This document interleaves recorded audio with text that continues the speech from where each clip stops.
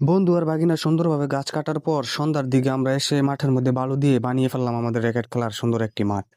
তো আসসালামু আলাইকুম গাইস, আশা করি আপনারা সবাই ভালো আছেন। আলহামদুলিল্লাহ আমি অনেক ভালো আছি। তো গতকাল দেখছিলেন যে আমি একটা ব্লগ আপলোড দিছিলাম যেটার মধ্যে আমাদের মাঠ বানানোর ভিডিও দিছিলাম। তো ওই মাঠটা কোনোভাবেই হচ্ছিল না, ধীরে হয়ে গেছিল, আপনাদেরকে বলেছিলাম। দেন আমরা সকালে আবার চলে আসি, তো লাঠি নিয়ে আমরা সুন্দরভাবে মাপ দিয়ে দেখছিলাম। এবার আশা করা যায় যে মাঠটা সুন্দর হবে। তো অনেকক্ষণ কাজ করার পরে এইদিকে একটা গাছের গোড়া কাটতে হবে, এইটা কাটলে আমাদের মাঠটা সুন্দরভাবে হবে। দেন আমার বন্ধু আর বাগিনা সুন্দরভাবে তারা গাছের গোড়াটা কেটে ফেলে, যার ফলে আমাদের মাঠের কাজটা অর্ধেক সহজ হয়ে যায়। তো অনেকক্ষণ কাটার পর জায়গাটা পরিষ্কার হয়ে যায় এবং মাঠের যেই ম্যাক্সিমাম যেইটুকু দরকার ছিল জায়গার ওইটুকু হয়ে যায়। তো মোটামুটি অনেকক্ষণ হওয়ার পর আমরা সেখান থেকে চলে যাই। আর রাতের দিকে আমরা আবার মাঠে আসি, কারণ একটা জায়গা থেকে যেই জায়গাগুলো আমাদের গর্ত ছিল ওগুলোর মধ্যে আমাদের বালু দিতে হবে যাতে সুন্দরভাবে মাঠটা সমান হয়। তো যে কথা সেই কাজ, আমরা রাতে ভুল আর কোদাল নিয়ে চলে আসি বালুর ওইখানে। তো আমি কতক্ষণ বালু দেওয়ার পর রানা ভাই কতক্ষণ বালু ভরে দিচ্ছিল, তো সুন্দরভাবে সবাই নিচ্ছিল। তো বালু নেওয়ার পর ওই জায়গায় গিয়ে আমি আবার সুন্দরভাবে যেই উঁচু নিচু জায়গাগুলো আছে ওগুলো সুন্দরভাবে সমান করে দিচ্ছিলাম কোদাল দিয়ে টেনে টেনে। দেন টানার পর দেখি যে আর একটু বালুর দরকার।